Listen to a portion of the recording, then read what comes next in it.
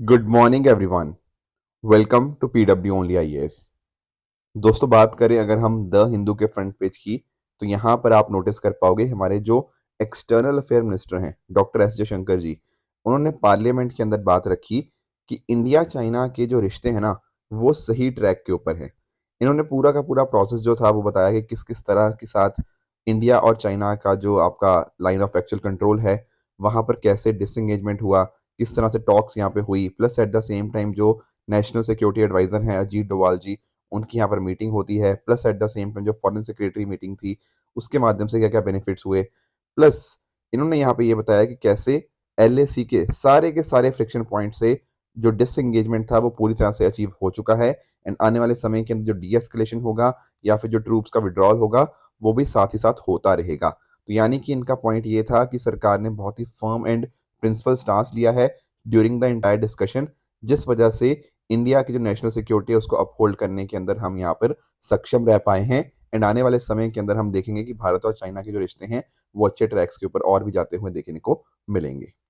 दोस्तों, डेट है आज की 4 दिसंबर 2024 एंड आप सभी का स्वागत है आज के प्रीलिम बूस्टर न्यूज़ डिस्कशन में। स्टार्ट करने से पहले दोस्तों, अगर आप मेरे साथ कनेक्ट करना चाहते हैं तो आप मेरे Telegram channel Rishabh Sharma sir PW पे कनेक्ट कर सकते हैं। इसके साथ ही जो इस लेक्चर की पीडीएफ होती है वो इसी चैनल पे आपको मिल जाती है। और भी इंपॉर्टेंट जो कंटेंट होता है मैं इसी चैनल पे आपके साथ शेयर करता रहता हूँ। स्टार्ट करते हैं पहले टॉपिक से, दैट इज रेड सी के बारे में थोड़ा सा हम चर्चा कर लेते हैं। दोस्तों, आप लोग जानते होंगे कि जो इसराइल हमास का कॉन्फ्लिक्ट स्टार्ट हुआ था, उसके कुछ टाइम के बाद ही हमने ऐसा नोटिस किया कि जो हौती रिबल्स है ना, उन्होंने अटैक करना स्टार्ट कर दिया था जो कमर्शियल शिप्स होती हैं, जिस वजह से हमारे जो रेड सी वाला रीजन था, ये पूरा का पूरा अपने आप में देखने को मिला कि काफ़ी शिप्स को यहाँ पे अटैक किया गया। दरअसल में हौती रिबल्स की जब हम बात करते हैं ना, तो आपको ये वाला रीजन, स्पेशली यमन वाला जो रीजन है, इसके बारे में आपको आइडिया होना चाहिए। यहाँ से आपको अटैक्स देखने को मिलते हैं रेड सी के ऊपर बहुत सारी शिप्स के रिगार्डिंग। रेड सी की थोड़ा लोकेशन को थोड़ा और अंडरस्टैंड यहाँ पे करिए, तो आप नोटिस कर पाओगे कि अगर हम बात करें इसकी ईस्टर्न बॉर्डर की, तो ईस्टर्न बॉर्डर में आपको यहाँ पर सऊदी अरेबिया और साथ ही साथ आपको यमन देखने को मिल जाता है, right. On the other hand अगर हम बात करें वेस्टर्न बॉर्डर की, तो वेस्टर्न साइड में आपको इजिप्ट हो गया, सूडान, इरित्रिया और साथ साथ जो जिबूती होता है, जिबूती, ये आपको इसके वेस्टर्न बॉर्डर की कंट्रीज देखने को मिल जाती हैं। बाकी देखो, पूरा का पूरा ये रास्ता ही अपने आप में काफ़ी खतरनाक है, क्योंकि आप नोटिस कर पाओगे यहाँ पे सुएज कनाल है, यहाँ पे काफ़ी ट्रैफिक रहता है। फिर आगे की तरफ आते हो तो रेड सी में यहाँ पे यमन की तरफ अटैक्स हमें देखने को मिल जाते हैं। आगे जाके जो सोमालियन पायरेट्स हैं वो पूरा का पूरा इस रीजन के ऊपर भी अपने अटैक्स वगैरह करते रहते हैं। तो काफ़ी कंसर्निंग से पूरा का रीजन हो चुका है। बट फिर भी हमें थोड़ा सा लोकेशन के पर्सपेक्टिव से चीज़ें डेफिनेटली पता होनी चाहिए। एक तो देखो यहाँ पर ना आपको गल्फ के बारे में पता होना चाहिए, that is gulf of Aqaba. And इसी के ऊपर ही यहीं पर जस्ट यहीं पे आपको एक बहुत इंपॉर्टेंट स्टेट देखने को मिलती है, it is strait of Tiran, right. तो ये लोकेशन पर्सपेक्टिव से अपने आप में बहुत इंपॉर्टेंट है। उसी तरह से दोस्तों, यहाँ पर जब मैं बात करता हूँ, this is what, this is Babal मंदेब state, है ना। कई बार हम लोगों ने डिस्कस भी किया हुआ इस चीज़ के बारे में। एंड फिर आगे जाके यहाँ पे आपका गल्फ ऑफ एडन आ जाता है, एंड आगे जाके वो आपका कनेक्शन प्रोवाइड करता है towards the Arabian Sea and towards the Indian Ocean. तो ये कुछ बातें थी जो आपको यहाँ पे पता होनी चाहिए। बाकी अगर हम बात करें रेड सी की, तो रेड सी अपने आप में नदन मोस्ट ट्रॉपिकल सी देखने को मिलता है। एंड बहुत ही इंपॉर्टेंट ये वाटरवे है ग्लोबल ट्रेड के लिए। इसका total surface area 4,38,000 square kilometre आपको देखने को मिलेगा। एंड एक बहुत ही डीप पॉइंट भी आपको यहाँ पे स्वाकिन ट्रॉ जो है वो आपको यहीं पर आपको देखने को मिल जाती है। बाकी एशिया और अफ्रीका के बीच में सिचुएटेड है, ये हमें पता ही है। सुएज कनाल के बारे में भी हम जानते हैं किस तरह से आर्टिफिशियली कंस्ट्रक्ट करी गई थी, एंड इसको ओपन अप किया गया था 1869 के अंदर। अब इंपॉर्टेंट बहुत ज़्यादा है रेड सी की, जैसे मैंने बताया 7% जो ग्लोबल सी ट्रेड है वो रेड सी के थ्रू ही यहाँ पे पास करता है। एंड यहाँ पर हर साल $230 मिलियन का यहाँ पे रेवेन्यू फिशरीज के माध्यम से आता है, उसके साथ साथ टूरिज्म के लिए भी। एंड डिफरेंट डिफरेंट मिनरल्स आपको यहाँ पे रेड सी के अंतर्गत देखने को मिल जाते हैं। तो ये कुछ पॉइंटर्स आपको यहाँ पे जानकारी होनी चाहिए। अगले टॉपिक पे दोस्तों आते हैं एंड अंडरस्टैंड कर लेते हैं कि आखिर ये वन स्टॉप सेंटर्स क्या होते हैं। देखो, जब हम बात करते हैं ना वन स्टॉप सेंटर्स की, तो वन स्टॉप सेंटर जैसे नाम में ही है, अगर मान लो कोई महिला है ना, उसको किसी भी तरह की कुछ परेशानी हुई है, तो जैसे वायलेंस हो गया, उसके साथ इफेक्ट हुआ है, या कोई भी और दिक्कत आई हुई, चाहे आपका पब्लिक स्पेस के अंदर हो या प्राइवेट स्पेस के अंदर हो, तो उस केस के अंदर उनको कुछ सपोर्ट प्रोवाइड करना, इमरजेंसी सपोर्ट भी हो सकती है, and even non emergency support जो होती है वो भी उनको यहाँ पे प्रोवाइड की जाती है। यानी कि सारी फैसिलिटीज आपको एक ही छत के अंदर देखने को मिल जाएंगी। उनकी काउंसलिंग हो गया, साइकोलॉजी हो गया, ठीक है, लीगल हेल्प हो गया, मेडिकल हेल्प हो गया, ये सारी जो भी हेल्प चाहिए होती है ना, ये आपको वन स्टॉप सेंटर के माध्यम से मिल जाती है। दरअसल में हमारी जो ministry of women and child development है ना, वो डेफिनेटली बहुत इंपॉर्टेंट काम करती है, ताकि जो महिलाएं हैं उनको कोई दिक्कत ना आए, एंड जिन महिलाओं के ऊपर कुछ भी अलग अलग तरह की वायलेंस करी गई है, उनको यहाँ पे प्रॉपर सपोर्ट मिल पाए, चाहे वो लीगल सेंस में हो या बाकी चीज़ों के अंदर। तो ये जो स्कीम है, ये आपके निर्भया फंड जो है उसके माध्यम से उसको यहाँ पे रन किया जाता है, एंड डेफिनेटली वुमेन की डिग्निटी को मेंटेन करने के लिए this scheme is very very important. ठीक है, अब हम पता क्या कर रहे हैं, हम इसी तरह के वन स्टॉप सेंटर्स ना इंडिया के बाहर भी ओपन अप कर रहे हैं। दरअसल में मिनिस्ट्री ऑफ एक्सटर्नल अफेयर्स का एक प्रपोजल आया था कि इंडिया के बाहर भी हमें ओपन करने चाहिए, एंड इस वजह से ministry of women and child development one stop centres 9 establish करने जा रही है। कहाँ पर? यहाँ पे आप नोटिस कर पाओगे, Bahrain, Kuwait, Oman, Qatar, UAE, Saudi Arabia के अंदर 2 देखने को मिल जाएंगे, एंड यहाँ पर तो शेल्टर होम्स होंगे, एंड 2 जगह ऐसे रहेंगे, टोरंटो एंड सिंगापुर, जहाँ पर शेल्टर होम्स नहीं होंगे। तो यानी कि ना हम इंडिया से बाहर भी जो इंडिया की महिलाएं हैं, चाहे वो विजिटर्स हो सकती हैं या वहाँ पे रह रही हैं, ठीक है, उनका इंडिया के साथ ओरिजिन उनका रहा है कुछ ना कुछ, तो उनकी मदद के लिए भी हम यहाँ पे इंडिया के बाहर भी इस तरह वन स्टॉप सेंटर्स यहाँ पे एस्टेब्लिश करेंगे। एंड यहाँ पर एक मेजर इंपॉर्टेंट रोल रहेगा इंडियन कम्युनिटी वेलफेयर फंड का। थोड़ा इसको भी मैं आपको एक्सप्लेन कर देता हूँ।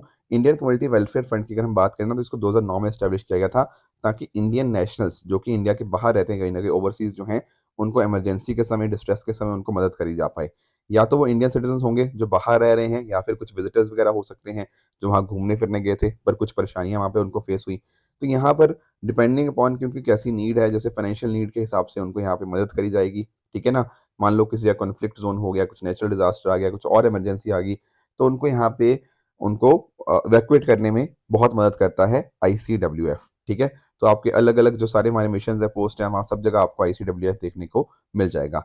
तो किस तरह की असिस्टेंस ये प्रोवाइड करते हैं, जैसे फॉर एग्जांपल बोर्डिंग लॉजिक हो गया, एयर ट्रैवल हो गया, ठीक है, उनकी मेडिकल केयर, लीगल एड हो गया, ये सब चीज़ें, इवन काउंसलिंग वगैरह यहाँ पे प्रोवाइड की जाती है, ताकि उनको हेल्प करी जा पाए। ठीक है, कुछ और दिक्कतें आती हैं कुछ, ठीक है, कुछ लीगल वगैरह है, तो उनको भी यहाँ पे टैकल करना वो आईसीडब्ल्यूएफ यहाँ पे हेल्प हमारी कर देता है। ठीक है, तो ये कुछ बातें थी जो हमें यहाँ पे जाननी चाहिए। नेक्स्ट बढ़ते हैं अगले टॉपिक की तरफ, दैट इज प्रगति सिस्टम। देखो, प्रगति की फुल फॉर्म आप लोग सब लोग जानते होंगे।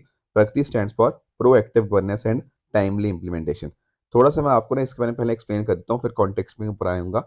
एक्चुअल में क्या है ना, इंडिया में हम लोग प्रोजेक्ट बोल तो कई बार देते हैं कि ये प्रोजेक्ट इतने हजार करोड़ का है, इसको यहाँ पे शुरू कर दिया गया, पर भाई उसकी प्रोग्रेस को भी तो देखना बहुत जरूरी है ना, कि क्या सही मायने में उसकी प्रोग्रेस हो भी रही है या नहीं हो रही। आपने बोल तो दिया कि भाई आज से ये प्रोजेक्ट शुरू हो गया, पर मान लो 5 साल में कंप्लीट होना था, कोई इसको देख भी रहा है कि 6 महीने में कितना काम हुआ, 1 साल में कितना हुआ, 2 साल में कितना हुआ।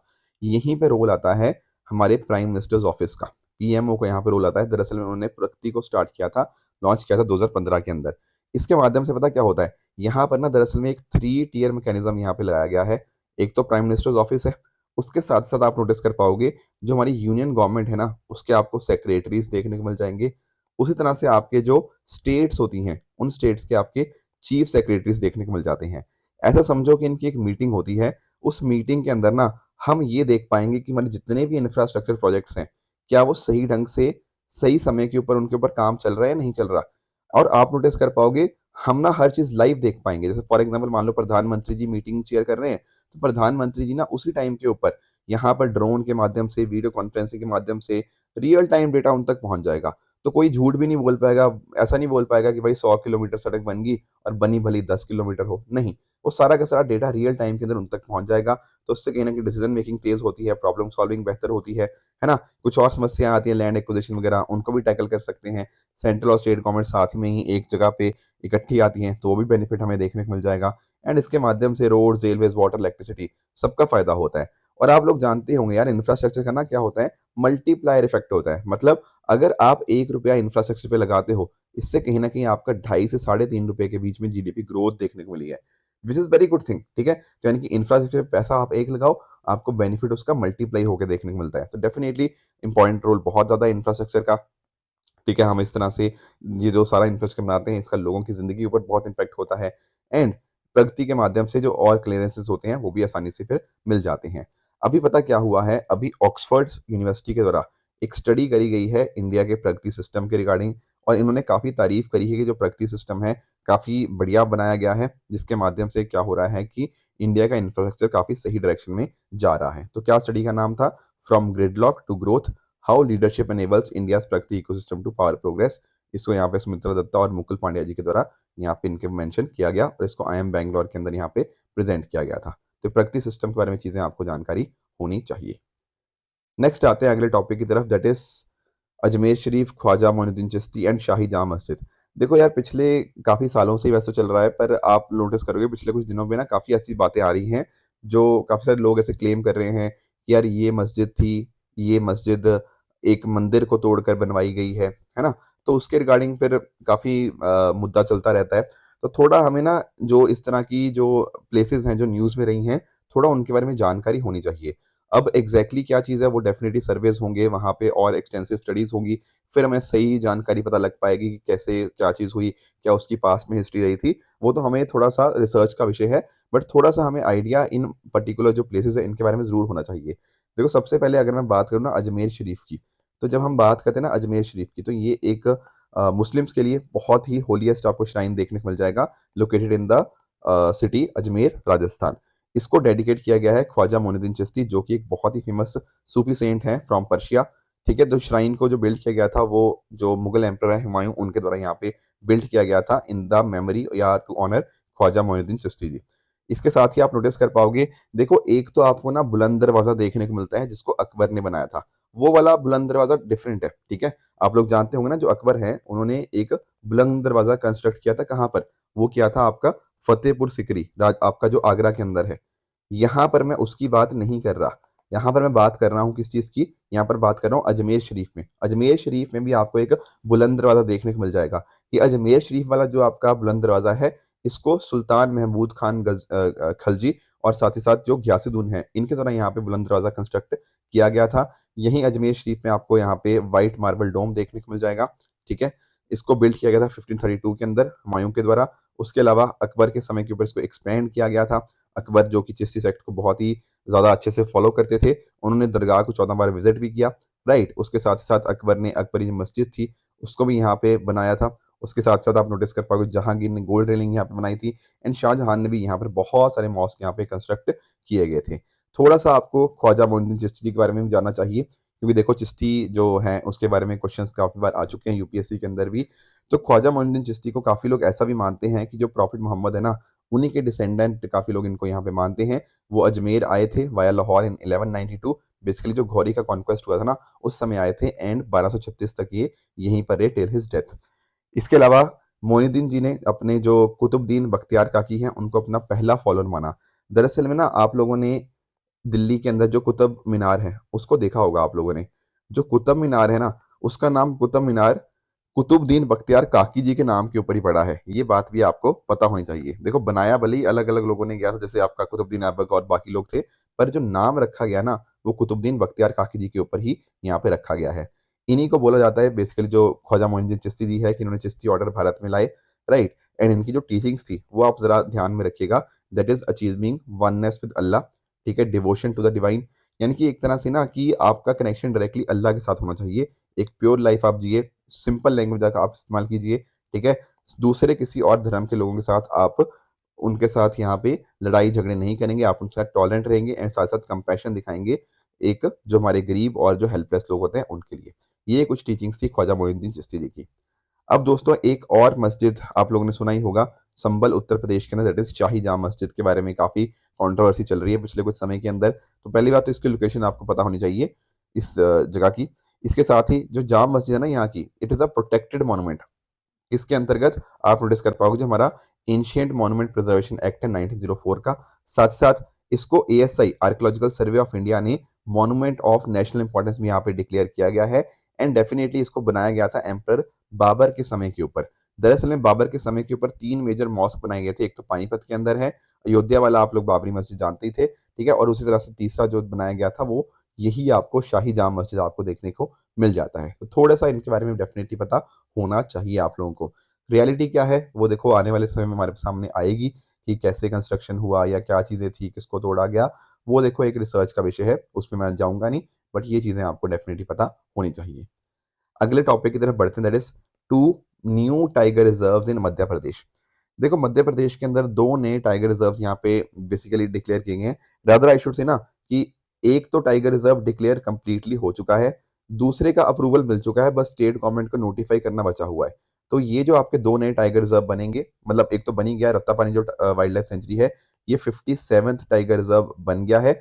58th वाला भी अप्रूव तो हो ही चुका है, उसको बस स्टेट गवर्नमेंट नोटिफाई करना है, एक आधे दिन में उसको नोटिफाई कर देंगे, तो 58th टाइगर रिजर्व भी इंडिया का हमें यहाँ पे देखने को मिल जाएगा। एंड आप यहाँ पे अंडरस्टैंड कर पाओगे, ये जो रत्तापानी टाइगर रिजर्व बना है ना, ये 8वां टाइगर रिजर्व है किसका? किसका? मध्य प्रदेश का। और ये जो आपका दूसरा था, क्या नाम था? दूसरा आपका जो है, ठीक है, जो 59th जो जो सॉरी 58th मैंने आपको बताया, ये आपका 9th टाइगर रिजर्व होगा, that is of Madhya Pradesh, and इसका नाम क्या है? Madhav tiger reserve. ठीक है, तो 2 नए टाइगर रिजर्व क्या है? रत्तापानी टाइगर रिजर्व और माधव टाइगर रिजर्व। इंडिया के लिए 57th and 58th, Madhya Pradesh के लिए 8th and 9th। I hope that is clear to everyone. थोड़ा सा आप ना इन दोनों की लोकेशन आप यहाँ पे अंडरस्टैंड करने की कोशिश करो। ये रहा आपका रत्तापानी टाइगर रिजर्व मध्य प्रदेश के अंदर, एंड उसी तरह से जो आपका माधव है ना, माधव नेशनल पार्क या जो माधव टाइगर रिजर्व बनेगा, ये थोड़ा नदन साइड के ऊपर आपको यहाँ पे देखने को मिल जाता है। तो लोकेशन तो हमने दोनों की यहाँ पे थोड़ी अंडरस्टैंड कर ली है। थोड़ा अब इन पर्टिकुलर टाइगर रिजर्व के बारे में भी अंडरस्टैंड कर लेते हैं। जैसे मैंने कहा, मध्य प्रदेश के रायसेन और सीहोर डिस्ट्रिक्ट के अंदर आपको रत्तापानी टाइगर रिजर्व देखने को मिल जाएगा। यहाँ पर आपको लगभग 90 टाइगर्स देखने को मिलते हैं। ठीक है, काफी सारे चैलेंजेस थे, जैसे ह्यूमन वाइल्ड लाइफ कॉन्फ्लिक्ट हो गया, ठीक है, हैबिटेट इंक्रोचमेंट की वजह से जो टाइगर्स वगैरह थे वो ह्यूमन वाले एरियाज में आ जाते थे, एंड जिस वजह से काफी बार विलेजर्स वगैरह उनकी किलिंग्स भी करी गई हैं। पर हमारी धीरे धीरे कोशिश यही है कि अब हम जो इस तरह के इश्यूज हैं उनको हम यहाँ पे टैकल करें। ठीक है, एंड इसका देखो तो टाइगर रिजर्व का प्रोसेस क्या रहता है कि पहले तो आइडेंटिफाई किया जाता है उस पर्टिकुलर एरिया को कि कितना टाइगर हैबिटेट है या नहीं है, प्रीवियस है या नहीं है। फिर वाइल्ड लाइफ सर्वेज यहाँ पे कंडक्ट किए जाते हैं, human wild life conflict assessment किया जाता है कि कितना पोटेंशियल है उस चीज़ का, एंड उसके बेसिस के ऊपर जो स्टेट का फॉरेस्ट डिपार्टमेंट है ना, वो NTCA, national tiger conservation authority, उसको यहाँ पे एक प्रपोजल भेजता है। उस प्रपोजल के अंदर सारी डिटेल्स होती हैं, कितना आपका प्रपोज्ड एरिया है, कोर एंड बफर जोन क्या है, मैनेजमेंट प्लान क्या है। अगर एनटीसीए को सारी चीज़ें यहाँ पे इस प्रपोजल के अंदर ठीक लगती हैं, फिर under the wild life protection act 1972 उसको यहाँ पर टाइगर रिजर्व का दर्जा दिया जाता है। एक बार इन्होंने अप्रूवल दे दिया, ठीक है, एनटीसीए अप्रूवल दे देता है, फिर उसके बाद स्टेट गवर्नमेंट नोटिफाई कर देता है। अब रत्ता पानी का जो पूरा का पूरा था, ये सारी चीजें हो चुकी हैं।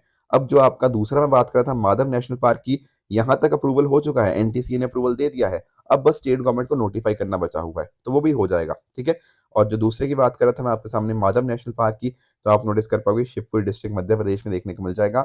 यहाँ पर आपको ड्राई डेसिडुअस फॉरेस्ट हो गया, आपको टीक, साल, ये सब चीजें आपको देखने को मिलती हैं। एंड यहाँ पे टाइगर्स तो हैं ही हैं, उसके अलावा लेपर्ड्स, सांबर, चीतल, नीलगाय, चिंकारा, एंड 200 से भी ज्यादा आपकी बर्ड स्पीशीज आपको देखने को मिल जाती है, एंड काफी सारी बर्ड स्पीशीज आपकी विंटर के समय यहाँ पे माइग्रेट भी करती हैं। ठीक है, तो एक इंपॉर्टेंट आपको जो चीज़ जाननी है माधव नेशनल पार्क के बारे में, कि यहाँ पर ना टाइगर ब्रीडिंग प्रोग्राम काफ़ी सक्सेसफुल हमें देखने को मिला था, जिसकी वजह से सितंबर 2024 के अंदर 2 टाइगर कब्स जो थे ना, उनका बर्थ हमें देखने को मिला, जिससे कहीं न कहीं दिखा रहा है कि टाइगर रिस्टोरेशन के अंदर काफ़ी अच्छा काम यहाँ पे हो रहा है।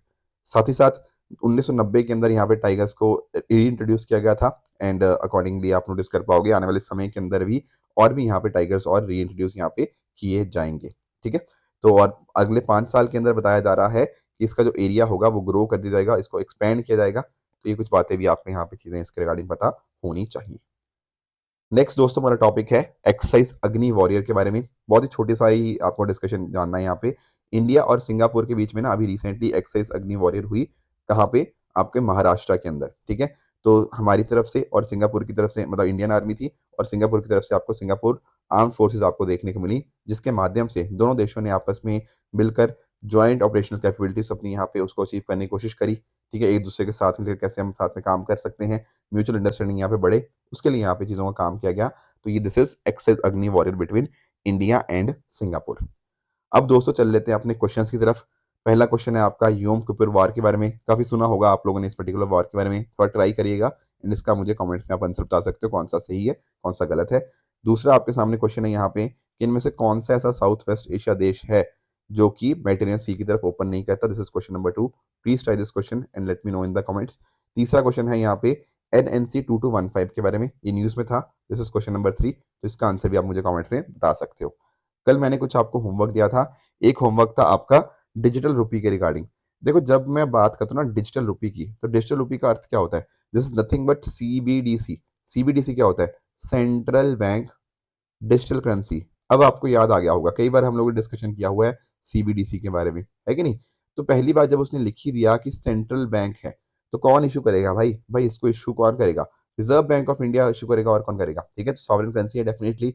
और जैसे मॉनेटरी पॉलिसी होती है बिल्कुल वैसे ही है, बिल्कुल स्टेटमेंट 1 इज बिल्कुल करेक्ट। और देखो क्योंकि इसको आरबीआई इशू कर रहा है, तो कैसे आएगा ये आरबीआई की बैलेंस शीट के ऊपर? क्या ये लायबिलिटी की तरह आएगा? बिल्कुल सही बात है। आप लोग जैसे एक नॉर्मल नोट भी अपना देखते हो ना, आप अपने नोट को चेक करना, उसके ऊपर लिखा होता है कि मैं धारक को 500 रुपए अदा करने का वचन देता हूँ। I promise to pay the bearer the sum of 500 rupees. नीचे आरबीआई गवर्नर के साइन होते हैं।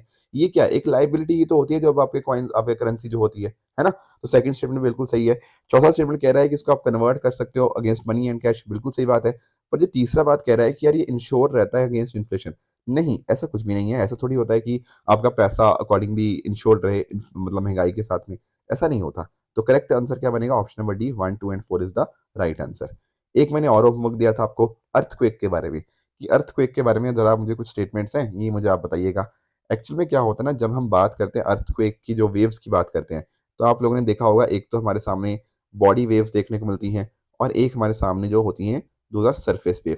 बॉडी वेव्स आप लोगों ने पढ़ी भी होंगी, जैसे पी वेव्स के बारे में पढ़ा होगा, जिनको हम प्राइमरी वेव बोल देते हैं, राइट? जो प्राइमरी वेव होती है आप लोग जानते होंगे कि ये बिल्कुल वैसे ही बिहेव करती है जैसे साउंड वेव बिहेव करती हैं।